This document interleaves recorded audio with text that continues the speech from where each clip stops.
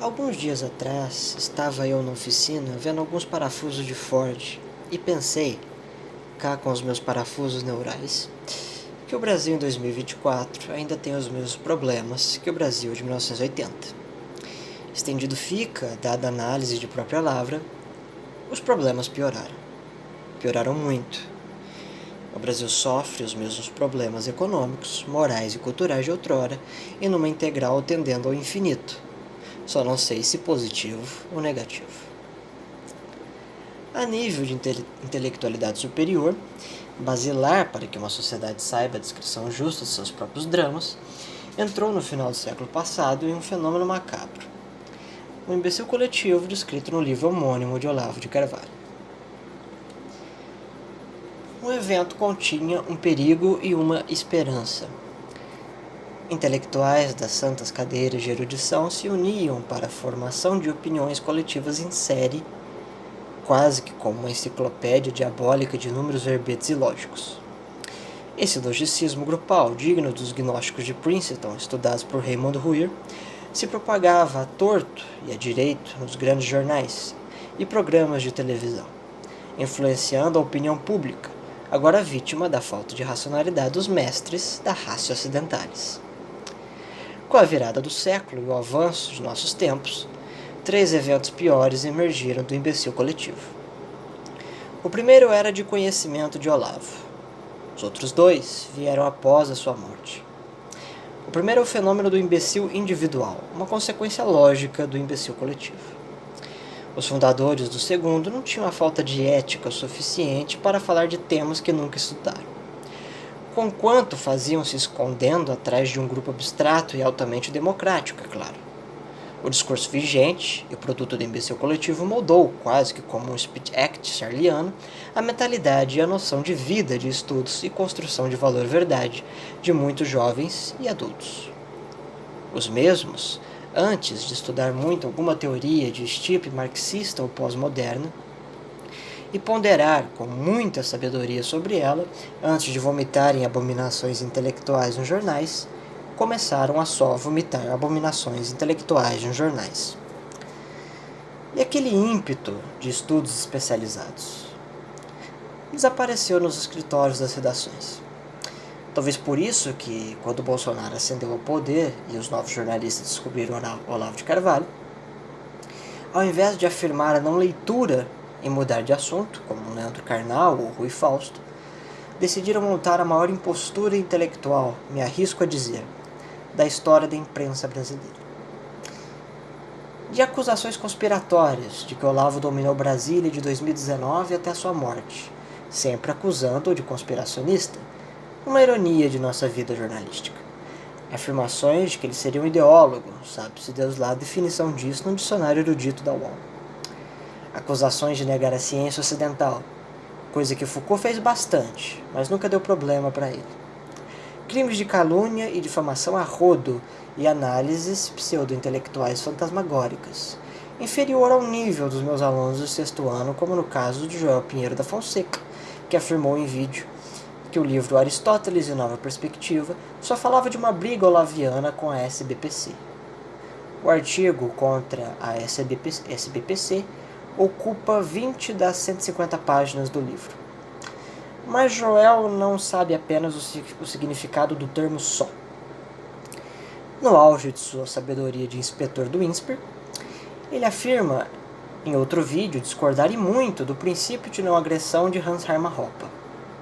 Porca miséria de alguém que não sabe o que o PNA foi feito por Murray Rothbard e objetado por Hoppe, ou a intelectualidade nacional já superou os enunciados de Charles Foucault e os Sprachspiel de Wittgenstein, e uma coisa pode ser qualquer coisa.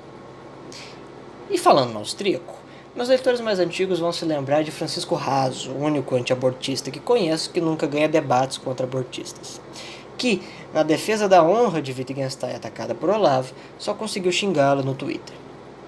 Raso é um daqueles filósofos sem filosofia, comuns em nossa terra pedeuta.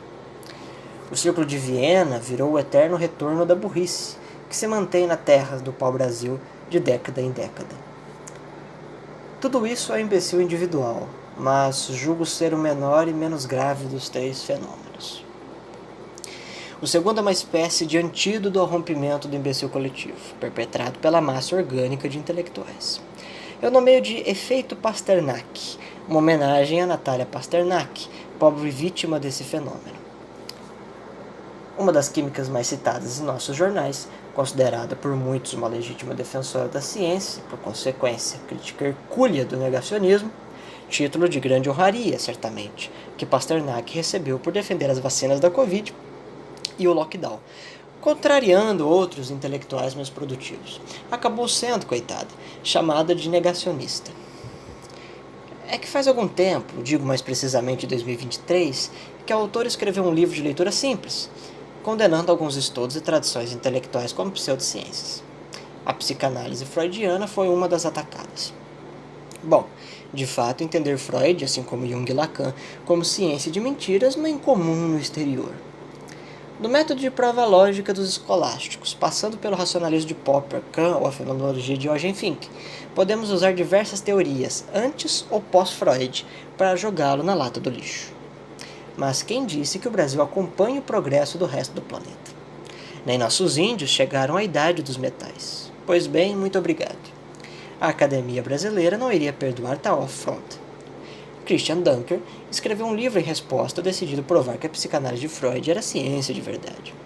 O psicólogo recebeu mais tempo de fala nos jornais que a Natália, que hoje não se fala tanto dela. Sem entrar nos méritos argumentativos de Natália ou de Dunker, o evento me chama a atenção pelo caso de que o imbecil coletivo não admite que um de seus membros questione posições gerais do grupo. Quando se entra no coletivo, lá se fica até a sepultura. Pasternak fez bem ao imbecil coletivo ao defender as vacinas, tese da patota universitária. Mas esqueceu que Freud também fazia parte. O resultado foi uma encheção de saco inquisitorial que a coitada da professora de química teve que aguentar. E funciona assim na academia brasileira. Ou se tem a vida intelectual de merda do Dunker, aceitando tudo, ou se tem uma vida de insurgência intelectual à moda olaviana ou ferreriana. Se a academia brasileira, por ser ignorada lá fora, é um puro nada, então entendemos uma das teses da filosofia concreta de Mário Ferreira dos Santos. Entre ser e nada, não há meio termo. O terceiro fenômeno é o mais bizarro.